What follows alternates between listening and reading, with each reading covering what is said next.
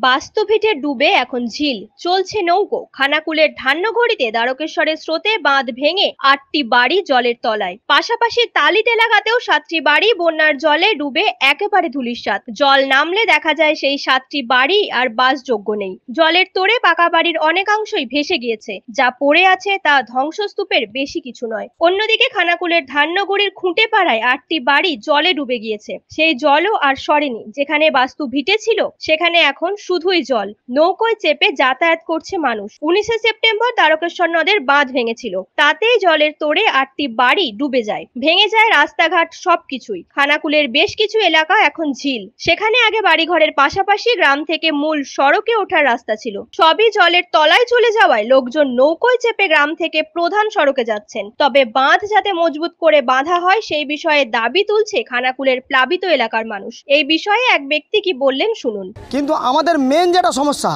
নদী সংস্কার করতে হবে। নদী সংস্কার না করলে আমরা এইভাবে বিগত দিনে এখানে থাকতে পারবো না। নদী যাতে সংস্কার হয়, সরকারের কাছে আমাদের বিনীত অনুরোধ যে সেটা একটু দেখুন। এবং আমাদের এই জায়গায় যে আগে একটা হানা হয়েছিল সেই হানাটাও ফোড়া হয়ে গেছে। সেই হানাটা যাতে বোল্ডার মোরাম হয় তার জন্য আমরা আপনাদের কাছে আপনাদের দৃষ্টি আকর্ষণ করছি, যাতে সেই কাজটা ভালোভাবে করা যায় সেটা একটু করুন। এবং হানাটা যাতে ভালোভাবে বাঁধা যায় সেইটা আমরা সরকারের কাছে আবেদন করছি।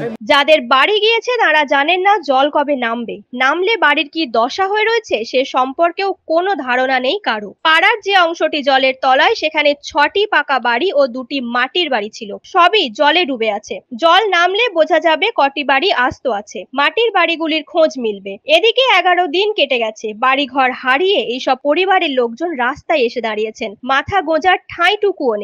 অনেকের বাড়ি ঘরের খোঁজ নেই। সব হারিয়ে ত্রাণ শিবিরে ঠাঁই হয়েছে দুর্গতদের। তালিত এলাকার এক মহিলা নদী বাঁধ ভেঙে যাওয়া নিয়ে ক্ষোভ প্রকাশ করেন। তিনি কি বললেন শুনে নেব। আমাদের বাঁধ এরকম করে কেটে যাচ্ছে, আমরা কি আমাদের গরিব দুঃখিত, বাঁধও ভালো করে বাঁধছে না।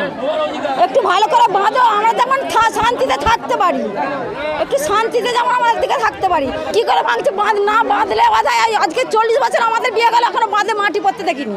৪০ বছর চলে নি, বাঁধে মাটি পড়তে দেখিনি। ৪০ বছরে চলে নি আমরা।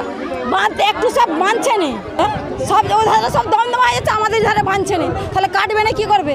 তারপরে এমন বাঁধছে, এখানে বাঁধছে তাহলে তো ৫০ ফুট ধরে হচ্ছে বাঁধতে হবে। সে কি করলো, সেই মুখের কাছে একটু বেঁধে দিয়ে মাটি তুলে নিয়ে বিয়ে করে দিল। তাহলে কাটবে না সেখানটা? সেটা তো বাঁধতে হবে ৫০-১০০ ফুট বাঁধতে হবে। বাঁধলে তবে তো থাকবে মাটি। এটা হ্যাঁ, এখানে যদি বাঁধ ভাঙে তোমাকে চললে তবে সেই বেলতলা লাগা, বাঁধলে তবে তো থাকবে।